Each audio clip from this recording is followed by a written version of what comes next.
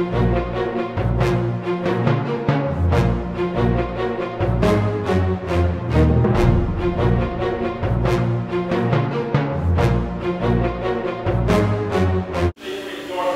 everyone, welcome to the JCast Network. I'm your host, Aaron Herman. We had the opportunity to interview Yoav Factor, the writer and director of the movie Reuniting the Rubins.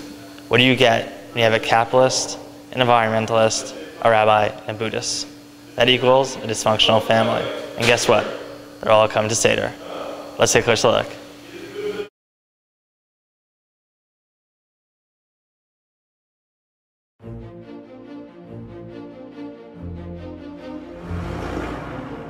It's your mother, Mr. Rubins. Mrs. Rubins? You're too late. No. Oh, no! No, Mrs. Rubins has gone home. She's fine.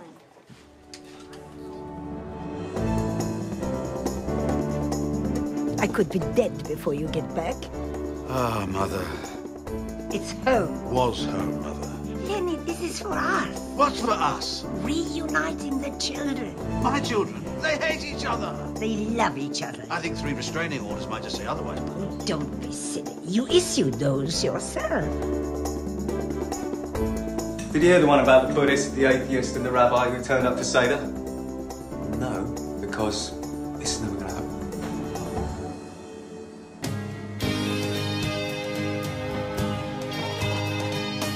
It's going to be the best seder ever.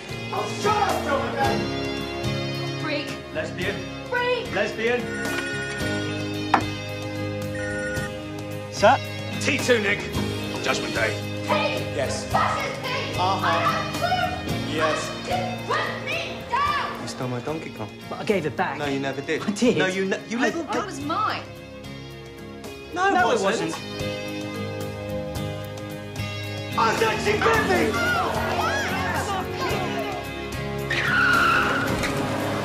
Okay, he's a bit angry, but he's okay.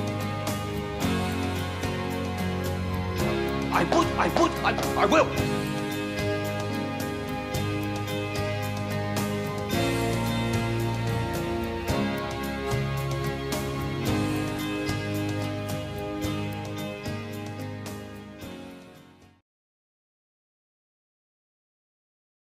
Whenever you're making a film, as a writer, you can envision what your film is going to look like. But as a director, you then have a different type of vision sometimes. How did this film come out as a writer and as a director? Okay, that's great. So a low-budget film as a writer in your head, it's like massive, big budget film. And then you come to direct it and you're like, oh, we don't have the money to be James Cameron. So there's like the writer in you who's kind of like got this fantasy, and the director in you who's like a total realist and having to kind of create what you can with what you have. And, you know, Passover is a powerful story. And, you know, whenever you're trying to put, you know, religion into a film, it's sometimes complicated. Why did you decide to do a film on Passover? And, you know, throughout the film, you had the authentic Judaism. And a lot of times in films, it's even saying Baruch Hashem, you know, and even when in your film, when there's a death in the family, and they did Kriya, it was very Jewish. How did you make that happen? Okay, so the element of Passover in the film, I love all these kind of coming together Christmas movies, Thanksgiving films, and I've never seen one for Passover.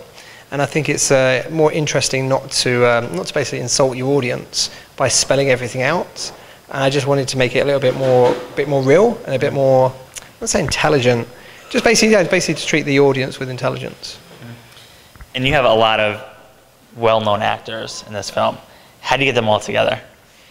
Okay, so basically Timothy Spall loved the script.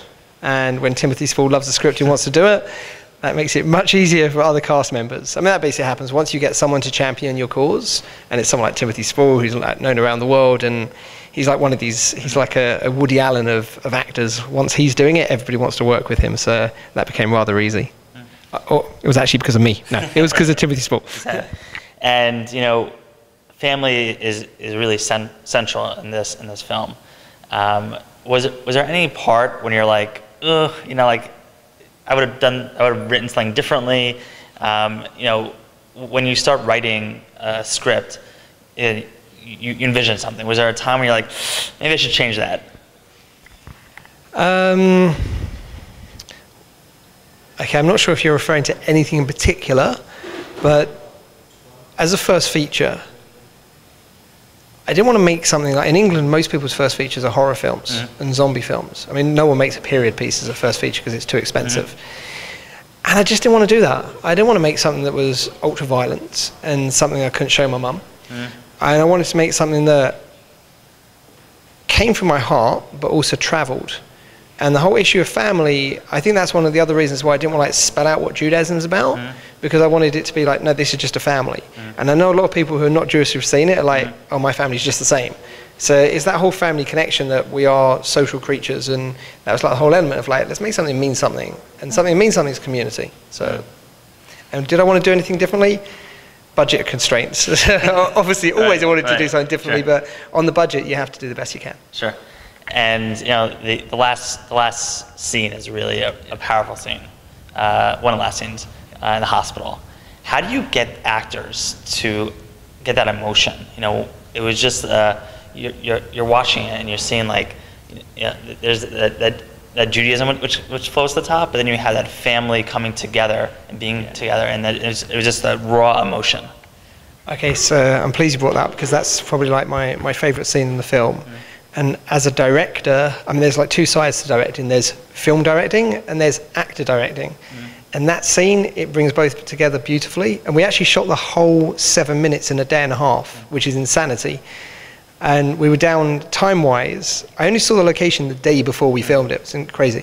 We were down to 2 shots per shot. We had 2 takes. And the scene with, well, for starts, Hugh O'Connor's like an awesome actor. And you take them there. You go to one side and you talk. And well, actually, the way I do it is I act. And I actually talk to my actor, and I'm with him. And I'm feeling that scene. And I'm actually so emotional, and he's drawing off my emotions. And when I can feel that he's in the same place as me, I just shut up and let him go on to set. And then he just gives you something amazing. And is this film, does it connect to you? Like, was this like based on your life or your family at all? Because, you know, there's so many like good family stories at Passover, and it just seems like there's that connection. Okay, so I'm going to actually give you being Jewish, I'm going to answer a question with a question. Why does everybody ask me that question? I think my family is trying to sue me.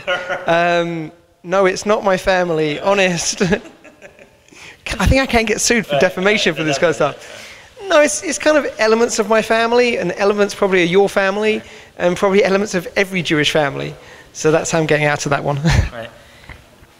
There's another scene that was very powerful and funny. When actually, you know, when there's the death in the family, and they're at the cemetery.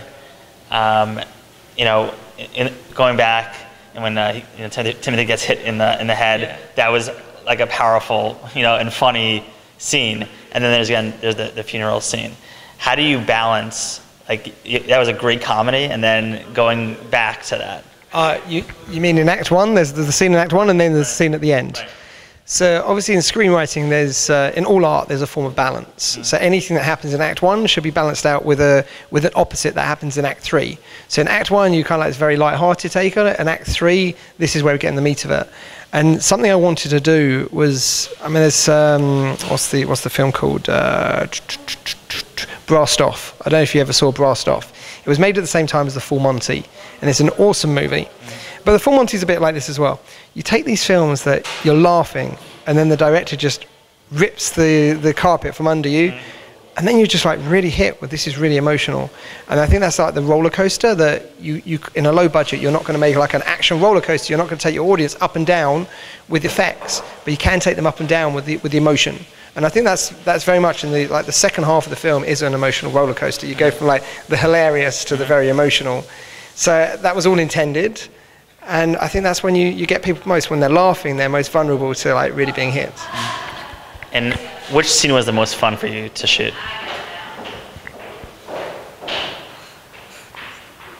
None of it? No. We shot it in 5 weeks with 5 weeks prep. Probably the fight in the lounge, because the way I direct stuff is I'll basically act out first of all with the stunts guys. So there's one scene where like the crew just decided it was a good opportunity to jump me. So I've got about 15 crew members on top of it and I'm fighting them all off, and it's like, yeah, it was fun. Yeah. And I survived. Yeah, sure. What are you hoping audience will take away from the film? When I saw this at a premiere in England, I tucked myself at the back because I had to talk afterwards. And the guy next to me, who's not a Jewish guy, at the end of the film, he turns to me and he goes, I know what I have to do now. I have to call my family. And it's that kind of element of, it's important to have your own life, but it's also important to be connected to something. So it's just that kind of like maybe to take a stop and appreciate that sometimes we're a bit too crazy on ourselves with our own lives, and we should make a little bit more time for other people. And how did you explain to your cast, like some of the like not everyone, I don't know if anybody in the class was Jewish, but how did you explain the Jewishness of the film? Oh, it's quite simple. I just went, you're a goy. You haven't got a chance. Just do it. No, I didn't do that. Actually, when I was writing the script, one of my mentors is Willie Russell, and he gave me a whole load of script notes on the first draft. And at the end, he goes, but what do I know? I'm just a goy, which I thought was very funny. Well, you explain. I mean, it would take a bit too long to do this properly, but the lady who plays the rabbi is Lou Bricey. I hope I got that right. Lou Bricey. Lou's a fantastic actress, and when she came for the casting, she just totally understood Judaism, but not from like what Judaism's about, but what humanity's about. So it's an element of like being Jewish is about being a human being, and that's probably the reason why I wanted to choose the Jewish theme, because to me it's like I'm not Jewish and someone's non-Jewish. We're all humans, and what works in Judaism is because it's about humanity, and maybe like the light into the nations is connecting with not being Jewish and then being not Jewish. Is about we're Jewish and we're meant to connect with humanity, and all of humanity are the same. And that's the whole thing, like, we're all brothers, really. And I wanted to kind of like get across let's go across boundaries, because everyone can understand family. Everyone can understand family members you don't get on with. Everyone can understand that we don't see our parents enough nowadays because this person lives on that continent or whatever. So, I've forgotten the question. No, you got it, yeah. Where else is the film being seen besides New York? Okay, so in America, we've opened in 8 states. Arizona. It's opening in California next week. It opened in Australia. It was in England. It's doing about 40 film festivals around. I think it's doing that's theatrical release. It's also doing about 40 states with the Jewish film festivals. And our distributor is selling it at the moment to TV in other countries, Taiwan, Malaysia, Singapore, all these like bizarre countries, but not bizarre countries, but bizarre for this particular film. So it's going pretty worldwide. As you can see, the film Reuniting the Rubins is a powerful story about family. It has comedy, sadness, and in the end, they all come together for seder. And that's the most important thing. This is Aaron Herman. Thank you for watching.